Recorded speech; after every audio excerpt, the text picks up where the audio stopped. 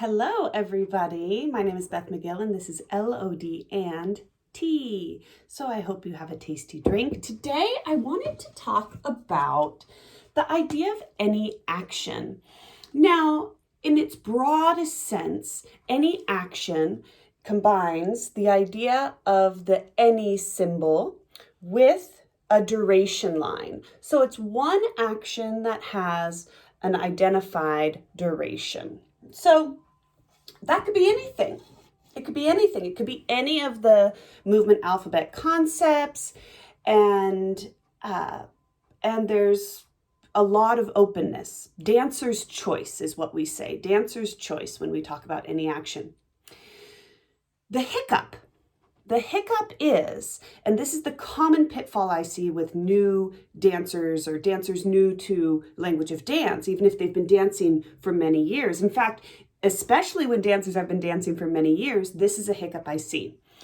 We as movers are so accustomed to making complex, multiple directional changes in one moment and thinking of it as one thing. When we come at it from a notation perspective and a theoretical perspective, we want to be able to distinguish.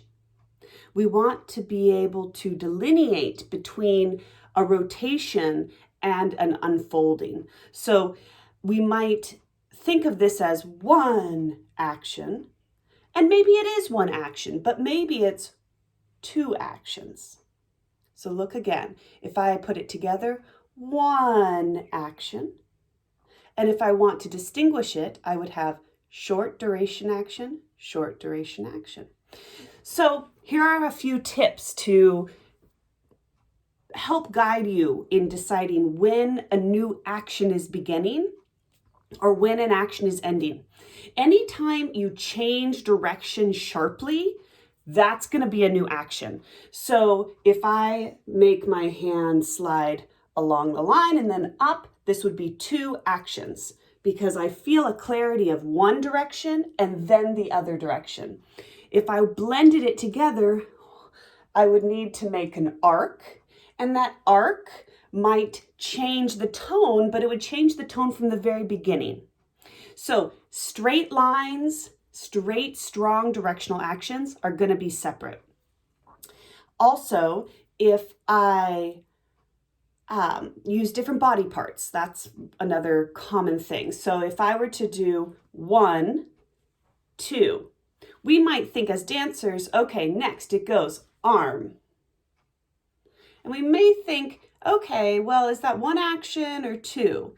Because there are two separate body parts moving individually, we're going to identify that as two. So 1, 2. In that case, I overlap them. 1. So as it's arriving, 1, the other one is beginning. Cool. So you can have overlapping actions, but they're still distinct.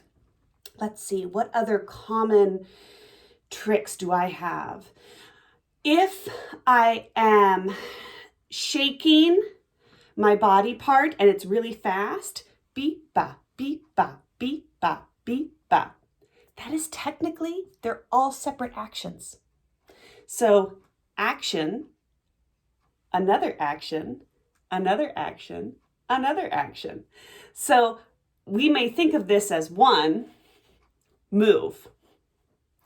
But from a language of dance perspective and a motif notation perspective, each one of these would be a separate action that's very short, and they'd get stacked upon each other to express a continued idea. We have another way we can represent that with the continuation line, a little squiggly line. So that may be a better way to represent it. But any action is tricky in that way, because we love to do things like rotate and then drop down to the ground and then lay down. But we feel like it's one thing, right? I'm going to the ground, right? I'm going to the ground and now I'm going to the ground.